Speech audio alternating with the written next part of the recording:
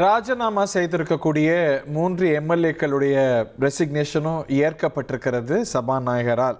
So சபாநாயகருடைய முடிவு அறிவிக்கப்பட்ட பிறகு இது காலி என அறிவிக்கப்பட்டு தேர்தலும் இடைத்தேர்தலும் திருச்சி கிழக்கோடு நடக்கிறதுக்கான சூழல் வந்திருக்கிறது. பேரவை விதிகள் படி கடிதங்கள் முறையாக கொடுக்கப்பட்டன. அவங்க கையெழுத்து போட்டு அவங்களே நேரில் வந்து கொடுத்துருக்குறாங்க. அதனால் இந்த ராஜினாமாக்கள் முறையாக சமர்ப்பிக்கப்பட்டதுனால ஏற்கப்பட்டுக்குது அப்படிங்கிறாரு. காரணம் அப்படின்னு சொல்லும்பொழுது காரணம் சொல்லணுங்கிற அவசியம் இல்லை. நேரில் வரும்பொழுது அது ஸ்பீக்கர் வெரிஃபை பண்ணும்போது அதை ஏற்றுக்கொள்ளலாம். அதனால் முறையாக கொடுக்கப்பட்டிருக்கிறதுனால ராஜினாமாக்கள் ஏற்கப்பட்டிருக்கிறது என்கிறார். அதிமுக விவகாரத்தில் நிறைய கிளைம்ஸ் இருக்கே, கொறடா இன்னார் கொறடா அன்னார் அப்படின்னு. இல்லை அந்த விவகாரம்லாம் என்னுடைய பரிசீலனையில் இருக்கிறது என்கிறார் சபாநாயகர். மூவருடைய ராஜினாமாவும் ஏற்கப்பட்டிருக்கிறது. ஏற்கனவே முதலமைச்சர் திருச்சி கிழக்கில் ராஜினாமா செய்திருக்கிறார். 4 தொகுதிகள் தமிழ்நாட்டில் காலியாகக்கூடிய சூழலில் 4 தொகுதிகளில் இடைத்தேர்தல் வருகிறது.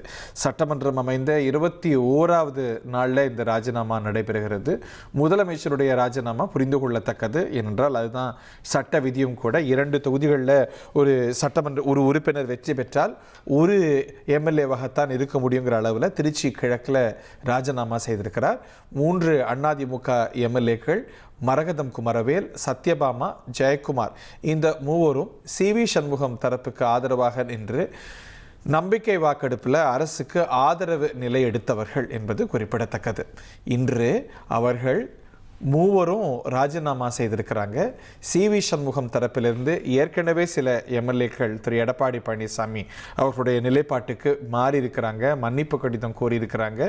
இபிஎஸ் ஆதரவு என்பது 27 எண்ணிக்கையாக உயர்ந்திருக்கிறது.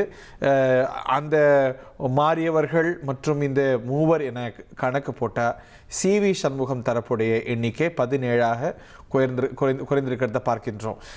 நம்பிக்கை வாக்கெடுப்பில் சட்டமன்றத்தில் இபிஎஸ் ஆதரவு 22ஆக இருந்த நிலையில் அது உயர திரு சிவிஎஸ் தரப்பு ஆதரவு என்பது 25லிருந்து 17ஆக குறைந்திருக்கிறது. அதிமுகவுடைய ஒட்டுமொத்த ஸ்ட்ரென்த்துமே இதன் ஊடாக குறைந்திருக்கிறத பார்க்கின்றோம். 47 இடங்களில் தான் அதிமுக இந்த சட்டமன்றத்தில் வென்றிருக்கிறது. இந்த 47 அவங்க எந்த அணியாக வேணால் இருந்துட்டு போட்டோம், அவங்க அதிமுக உறுப்பினர்கள்.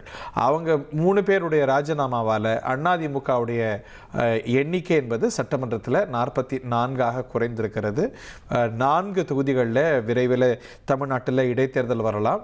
ஒருவேளை இந்த மூவர் போல மேலும் சிலர் ராஜினாமா செய்வார்களே ஆனால் இது ஒரு பேட்டர்னாக தொடருமானால் எண்ணிக்கை அதை பொறுத்து